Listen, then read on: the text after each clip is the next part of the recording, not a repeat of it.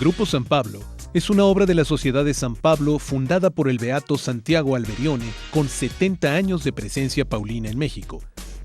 2 institutos de educación: Comfil, el Instituto de Comunicación y Filosofía en Ciudad de México, y la preparatoria Ramón López Velarde en Guadalajara. 25 librerías en Estados Unidos, México y Cuba. Informes en www.sanpablo.com.mx. Pedidos al teléfono 33 33 45 60 16. Grupo San Pablo, más de 70 años en la comunicación de nuestra fe. La Moderna presenta.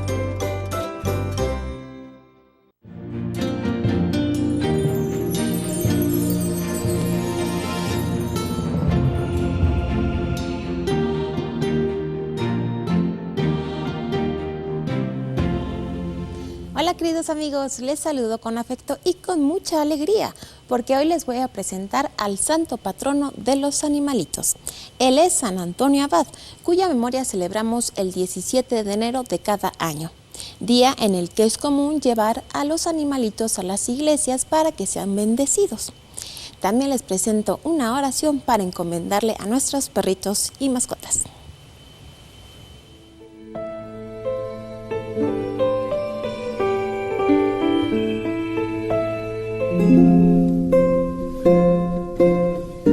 San Antonio Abad es considerado como un modelo de la espiritualidad ascética eremítica y como el fundador de la vida monástica cristiana.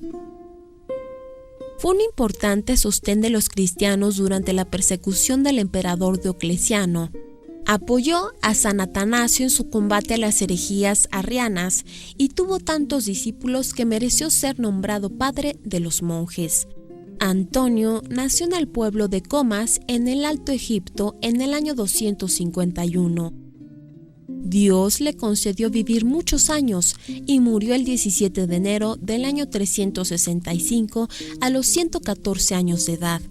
Cuando quedó huérfano a la edad de 20 años, distribuyó su herencia entre los pobres y se retiró al desierto cercano a Tebas, en Egipto, a una vida de ascetismo total. Allí fue director espiritual de muchos ermitaños y luego se retiró a la absoluta soledad en el encuentro con Dios, hasta que en el año 311 abandonó su retiro para trasladarse a Alejandría a fin de predicar en defensa de la verdad contra el arrianismo. Según refiere su biógrafo San Atanasio, Antonio fue reiteradamente tentado por el demonio que le presentaba en la mente todo el gran bien que él hubiese podido hacer en lugar de haber ayudado a los pobres. Le mostraba un futuro sombrío como un monje ermitaño y le hacía desilusionarse de la vocación a la que Dios le había llamado. Para vencer al demonio, Antonio oraba mucho, no comía ni bebía, nada más que pan, dátiles, sal y agua. Durante la persecución de Diocleciano, Antonio animó a los cristianos desde Alejandría a que prefiriesen perder todos sus bienes y hasta la misma vida con tal de no renegar de Cristo. Los paganos no se atrevían a hacerle daño porque la gente lo veneraba como un hombre de Dios. Los últimos años de su vida era muy visitado por peregrinos que buscaban su consejo. Él hacía que sus monjes más santos y sabios los aconsejaran y a la tarde se reunía a los peregrinos para entregarles un pequeño sermón. Una antigua oración a San Antonio Abad reza así: Dios Padre misericordioso, tú que le concediste a San Antonio Abad la gracia de saber dominarse tan perfectamente a sí mismo y dedicar su vida a la oración, permite que con su ayuda y protección no busque darle gusto a mi egoísmo, sino que dedique mi vida a amarte a ti y a servir a mis prójimos. Por Jesucristo nuestro Señor. Amén. Así que él es San Antonio Abad. Hay quien lo confunde con San Antonio de Padua. Nada que ver. San Antonio de Padua, portugués, nació en Lisboa. Sus restos reliquias están en Padova o Padua, Italia. Él es San Antonio Abad, ya decía Marisa, santo patrono de los animalitos. Yo sigo platicando con el padre Rogelio Alcántara, director de la Comisión para la Doctrina de la Fe en la Arquidiócesis Primada. Nos quedamos entonces en que el magisterio, Padre Rogelio, el Papa, los obispos. Sí. Y nosotros los laicos, que somos mayoría, ¿qué? Acatamos. Bueno, todos tenemos que acatar, es Bueno, decir, sí. también los obispos tienen que acatar la verdad revelada, pero por oficio, por ser sucesores de los apóstoles, tienen otra misión. La Iglesia es un cuerpo y en el cuerpo hay muchos órganos y cada órgano tiene su función, y no porque la función es pequeña no es importante para el organismo completo. Por tanto, cada uno de los miembros de la Iglesia somos importantes, somos necesarios y tenemos que cumplir con nuestra misión que nos encomienda personalmente Dios a cada uno. A unos les encomienda una cosa, a otros otra. La misión fundamental de la enseñanza se la ha encomendado a los apóstoles y a sus sucesores. Por tanto, estos que son ahora los obispos tienen eso como misión especial. Todo católico, todo fiel tiene también una obligación de compartir su fe, pero no es precisamente esa la misión que se le encomienda, porque la misión específica de los laicos es poder transformar las estructuras sociales, cosa que no pueden hacer los obispos porque tienen otra misión, la de la conducción, la de la administración de iglesias locales. De manera que todos en la iglesia hemos de proclamar de alguna manera el Evangelio, esta buena nueva que a mí me ha elevado, me ha fascinado, que me esfuerzo en vivirla y que ahora trato de compartirla, cada uno en su vocación específica. Pero, como bautizados, tenemos que hacerlo en consonancia, ¿no? Claro. Con el obispo, con el magisterio de la Iglesia, Sí. con la tradición, con el catecismo, con las escrituras, con la enseñanza de los padres, con la doctrina de la fe. Exactamente, ¿Sí? porque de lo contrario, si nos salimos de esta doctrina, pues ya no somos católicos. Pues ya pongo mi secta, ¿no? En un Así cine. es. Rento un cine y pongo ahí una iglesia, ¿no? Sí. Ajá. Esto sucede cuando no se está con la doctrina. Cuando sí no se está en comunión Ajá. con el contenido de la fe que está expresado en la doctrina católica. ¿Y qué es lo esencial, Padre Rogelio? Los dogmas nos decía, pero hoy, en este tiempo tan raro, ¿no?, en el que estamos viviendo, ¿de qué nos sirve tener conciencia de los dogmas, de la doctrina? Porque la vida siempre está regulada por unas ideas que nos dan luz y que nos impulsan a vivir. Y si nosotros no aseguramos nuestra vida en esa verdad revelada, tal como nos la manifestó Jesucristo, que recibieron sus apóstoles, si nosotros distorsionamos esta verdad, después nuestra vida va a ser otra cosa, que es lo que ha pasado desafortunadamente con muchas de las iglesias cristianas que se han separado de este depósito de la verdad, cuya crisis más grande fue en el siglo XVI, con el cisma de la Reforma.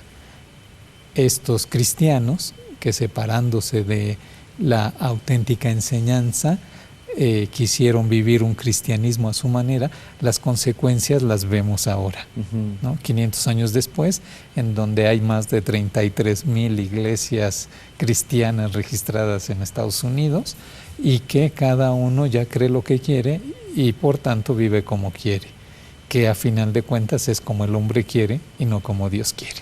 Ahí está. Esto es lo que sucede cuando no se tiene el concepto de la doctrina de la fe, o cuando sí se tiene. Vamos a más investigación. Mire, magisterio y catequesis. La tradición y la Sagrada Escritura constituyen el depósito sagrado de la palabra de Dios, en el cual, como en un espejo, la Iglesia peregrinante contempla a Dios, fuente de todas sus riquezas. El oficio de interpretar auténticamente la palabra de Dios ha sido confiado únicamente al magisterio de la Iglesia, al Papa y a los obispos en comunión con él. El Concilio de Trento dio a la catequesis prioridad en sus constituciones y en sus decretos. De este concilio nació el Catecismo Romano o Catecismo de Trento, que constituye una obra de primer orden como resumen de la doctrina cristiana. Este concilio suscitó en la Iglesia una organización notable de la catequesis y promovió, gracias a santos obispos y teólogos como San Pedro Canicio, San Carlos Borromeo, Santo Toribio de Mogrovejo y San Roberto Belarmino, la publicación de numerosos catecismos. Más recientemente, en el Concilio Vaticano II, la catequesis de la Iglesia volvió a ser considerada y surgieron nuevos frutos como el Directorio General de la Catequesis de 1971, las sesiones del Sínodo de los Obispos consagradas a la evangelización de 1974 y a la catequesis de 1977, las exhortaciones apostólicas Evangelii Nunciandi de 1975 y Catechesi Tredende de 1979.